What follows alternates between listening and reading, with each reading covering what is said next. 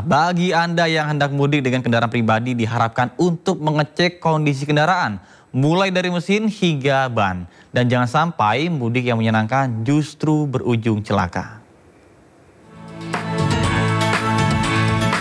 Meski Hari Raya Idul Fitri masih beberapa minggu lagi, namun rencana untuk mudik ke kampung halaman harus disiapkan secara matang. Selain menggunakan transportasi umum, masyarakat juga biasanya menggunakan mobil hingga motor pribadi. Namun ada beberapa hal yang harus diperhatikan sebelum melakukan perjalanan jauh dengan kendaraan pribadi. Oke, jadi mobil itu kita harus melakukan pre-trip inspection. Pre-trip inspection itu kita pemeriksaan sebelum kita berjalan. Dari mulai bagian luar mobil, terutama yang paling vital adalah ban. Karena secanggih apapun mobil, yang menempel ke jalan cuma ban. Jadi pastikan ban kita masih layak. Kemudian sistem-sistem yang lain juga diperiksa. Dan untuk di mesinnya juga diperiksa apakah ada masalah. Dan ketika kita starter mobil, kita lihat indikatornya apakah ada lampu peringatan menyala. Motor yang paling penting adalah sebisa mungkin jangan lebih dari 2 orang naik motor.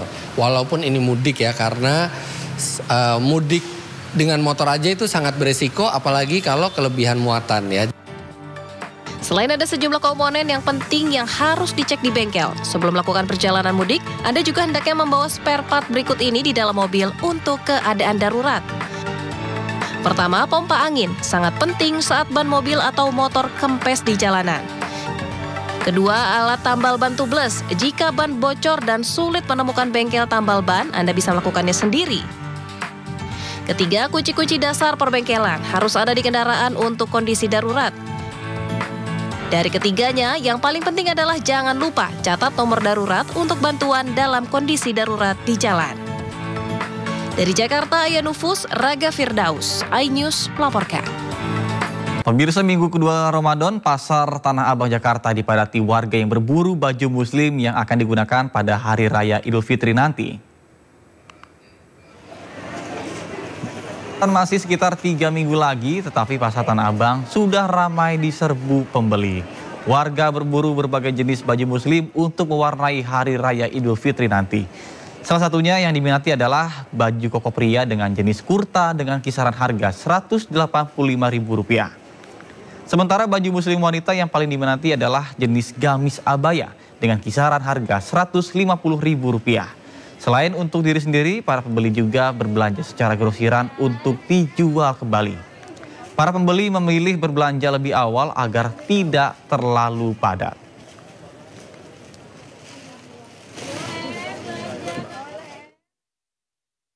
Pemirsa, Hari Raya kian dekat, masyarakat mulai gencar berburu baju lebaran. Dan sudah ada rekan kami Disti Arifa yang akan membagikan secara langsung situasi terkini di Pusat Grosir Tanah Abang, Jakarta Pusat. Baik, selamat siang Disti. Seperti apa suasana berburu baju lebaran di sana? Silakan. Ya, selamat siang Nata dan juga pemirsa. Suasana di Pasar Tanah Abang hari ini sudah begitu ramai, padat pembeli dan juga masyarakat ini yang sudah mulai berburu baju lebaran untuk mereka kenakan di Hari Raya Idul Fitri nanti. Keramaian ini sudah terjadi bahkan sejak dari tadi pagi, dan semakin siang, semakin sore ini akan semakin ramai. Bisa dilihat Nata dan juga pemirsa, inilah situasinya, keramaian yang terjadi, saut-sautan para pedagang, kemudian juga pembeli yang mulai menawar harga dari baju yang akan mereka beli. Dan ini adalah salah satu kios yang menjual baju muslim pria. Memang untuk baju muslim pria ini banyak sekali ragamnya, banyak sekali jenis dengan variatif harga. Nah, untuk mengetahui lebih lanjut, mungkin kita coba tanyakan ke salah satu pedagang baju muslim pria di sini. Izin Bang, mau tanya dong Bang.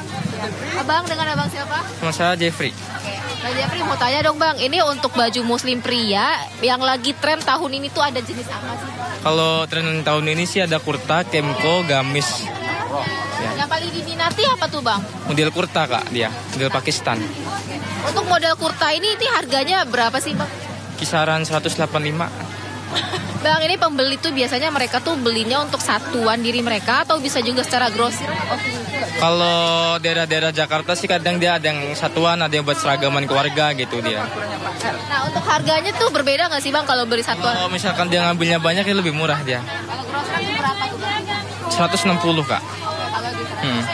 Nah, Bang, ini kan udah 2 minggu ya menjelang Lebaran, udah semakin dekat ke Lebaran, semakin ramai. Seperti apa sih Bang ini persiapannya juga? Dan apakah omset juga sudah meningkat atau bagaimana? Kalau omset sih nggak terlalu ada perubahan sih. Kalau perubahan sih ada dikit gitu ya, ada pasti. Ya, tapi kalau melihat daya beli masyarakat ke sini bagaimana Bang? Kalau di sini sih pengunjungnya banyak, tapi yang belinya jarang Kak. Oke. Tapi nanti ini biasanya semakin sore akan terus ramai atau gimana? Biasanya dia sampai jam 3, jam setengah 4 orang udah nggak ada sih biasanya. Ya, udah pada pulang ke rumahnya. Berarti siang ini puncak keramaiannya? Ya, dari jam 9 sampai jam 2 siang itu pasti masih ramai. Terima kasih Bang Jeffrey, selamat melanjutkan aktivitasnya. Ya Nathan dan juga pemirsa, itu tadi yang disampaikan oleh Bang Jeffrey ya, salah satu pedagang di sini memang mengatakan bahwa untuk baju muslim pria ini yang paling diminati ada jenis kurta dengan kisaran harga di 180.000.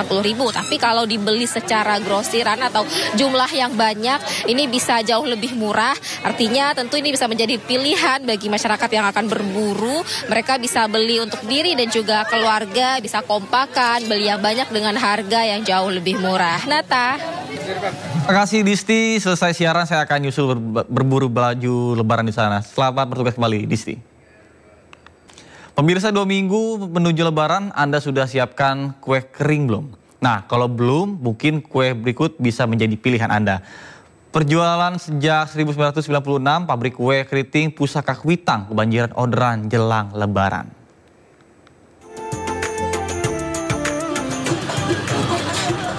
Dua minggu jelang lebaran, pembuatan kue kering di pabrik rumahan ini tak berhenti.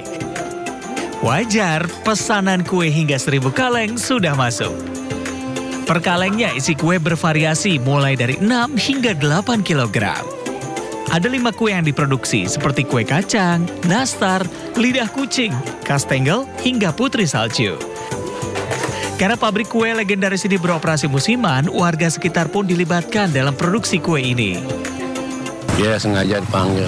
Untuk mendekati lebaran ini berapa karyawan Pak yang kerja Pak? Ada 25 orang. Harga yang ditawarkan pabrik ini bervariasi mulai dari 80 ribuan saja per kilogram. Dari Jakarta, Raniston Sanjaya, iNews melaporkan. Pemirsa, pengelola Bandara Soekarno-Hatta terus meningkatkan fasilitas jelang mudik lebaran. Salah satunya dioperasikan kembali Terminal 1B untuk melayani penerbangan domestik. Pengoperasian terminal tersebut untuk mengurai kepadatan penumpang di Bandara Soekarno-Hatta. Setelah 6 tahun tidak digunakan imbas pembatasan penumpang karena COVID-19, mulai Sabtu, pengelola Bandara Soekarno-Hatta mengoperasikan kembali Terminal 1B. Suasana Terminal 1B hari ini dipadati sejumlah penumpang penerbangan domestik. Pengoperasian kembali Terminal 1B sebagai peningkatan fasilitas jelang arus mudik yang diperkirakan akan terjadi peningkatan jumlah penumpang pesawat. Menurut pengelola Bandara Soekarno-Hatta jelang arus mudik lebaran, bahwa pengelola bandara memindahkan pengoperasian maskapai Citylink dari Terminal 3 ke Terminal 1B dan hal ini untuk keseimbangan jumlah penumpang di terminal. Baik, sesuai lokasi kita berada, salah satu yang kita lakukan menjelang arus mudik adalah melakukan rebalancing terminal, ya, baik dari sisi kapasitas dan juga rebalancing musim lebaran. Nah, salah satunya adalah per hari ini penerbangan Citylink sudah berpindah ke Terminal 1B ini. Nah, di Terminal 1B ini tentunya Citylink biasanya sehari melayani kurang lebih 18.000 penumpang, artinya di Terminal 3